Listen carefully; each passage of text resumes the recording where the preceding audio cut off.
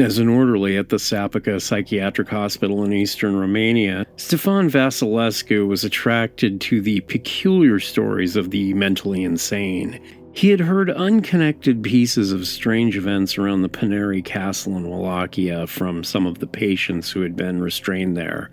Each of them had been found raving mad near the castle at dawn, and a vampire queen had been mentioned in their insane ramblings.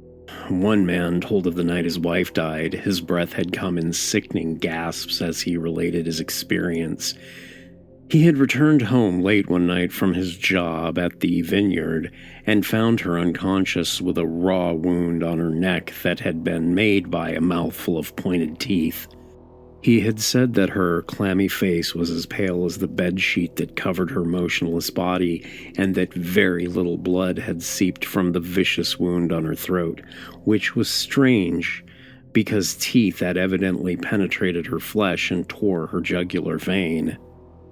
Another story had come from a former police officer whose teenage daughter had been likewise found with her throat torn out and almost no blood near the wound. There were several other stories, all similar. The police had found no fingerprints, footprints, or other clues besides the savage bite marks on the woman's throats. After listening to so many unrelated stories about the haunted Pineri Castle, he took a jeep and set out on the long trip to the partially ruined castle. In the setting sun, the ancient castle looked gloomy and forbidding as he approached along the overgrown path, his shoes echoing emptily against the lonely ground. As he moved closer, he could see that much of the castle had long gone to rot and decay. Darkness continued to fall as he entered, and in the inky blackness his flashlight barely illuminated a small area in the damp ruins. He groped a weathered door in the darkness and lurched instinctively as a flight of bats fluttered out when he opened it. Squinting into the darkness beyond the black doorway, he saw a flight of slimy, time-worn granite steps that descended into the forgotten subterranean bowels of the edifice. The beating of bats' wings was all around him, so close that he could hear the rapid chattering of their tiny, sharp teeth as he swayed down the twisting and treacherously steep stairs into the unknown. The hooting of a pair of owls sounded low and mournful from above as he shivered in the damp, chill air and continued his descent. He was soon far below the worm-rotten earth, and still those steps went down. He must have descended several hundred more steps when at last they ended on the floor of the dungeon cellar. To his astonishment, he saw that the entire stone ceiling was swarming with those squeaking, hideous winged mammals. He stepped down from the final step and felt his feet sink calf-deep into something stinking, wet, and stagnant. He flashed his light down and saw that the stone floor was covered with something sticky and moist. It was blood. That was when he heard the noise. It seemed like a choking sort of screaming. He jarred towards where the sound had come from, and when he did, the beam from his flashlight disturbed the clusters of bats, which hung from the stone ceiling. Wildly they circled, squeaking eerily as they dipped lower and lower towards him. As he listened to the beating of their hundreds of wings, one of the bats swooped lower than the rest, and he screamed as its soft, furry body brushed his cheek and soared up into the solid blackness above. The rotting, lichen-grown stone walls were slimy to the touch as he cautiously made his way towards the noise, his feet being sucked deeper into the cold, vile muck. He heard the squeak of rats and the swish of their loathsome bodies in the blood as he made his way through the half-submerged skeletons on the tunnel floor that cracked beneath his steps. He rounded a curve and saw that there was a door up ahead. The scuttling claws of the rats scraped along the unsubmerged bones of the skeletons as they climbed out of the creek of blood. Their squealing caused him to shiver with an uncontrollable unease. The bats squawked and yammered as he staggered his way towards the door and pushed it open on its creaking hinges. From the room beyond the door came an odor like that of a butcher's shop.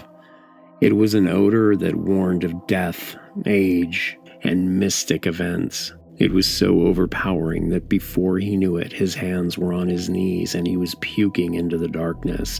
And as he did so, he thought he saw something move in the shadows of the room. The loudest sounds now were the sickly, dripping sound and that noise of choking. He shined his flashlight into the murky blackness and saw that it was a stone-enclosed room, about 50 feet long, with no exit save for the tunnel behind him. With a shudder, he noticed that the walls were covered in dried, dark red scum, and there were more skeletons than he'd seen in the tunnel. As his light fell on a pillar in the center of the room, the thing came into view. It seemed to be a thin woman, about 6 feet tall, who began to rise up from the pool of blood that covered the floor. Her face might have been strangely beautiful if not for her black, glowering eyes and her tight-lipped, scowling mouth. Long black hair stringed around her scraggly neck. Her scaly skin was a light brown tint that seemed to shimmer in the strange glow of his flashlight. Her body was furry with short, dark hair, and her arms were covered by a thick, black, sinewy pair of membrane wings. Black horns protruded from her forehead, and a lithe tail slithered about behind her as she began to approach, her face contorted into an indescribable portrait of rage. Her thin blue lips curled back to reveal a series of pointed teeth that looked to be as sharp as razors. They clicked rapidly like the chattering of those monstrous bats as she moved towards him, groping, gripping, gurgling. Stefan stood there, staring insanely and paralyzed by a fear he had never thought existed, for he knew that those long, white teeth and thin, cruel lips that continued to draw nearer could never be cleansed of their snarling hatred and savage desire. The woman's eyes were gleaming hungrily with an unearthly intensity as her salivating mouth opened wider in anticipation of her next meal. Somehow he managed to scream and turn, but as he tried to fight his way out of the tunnel, he slipped in the sea of gore that sloshed about his feet.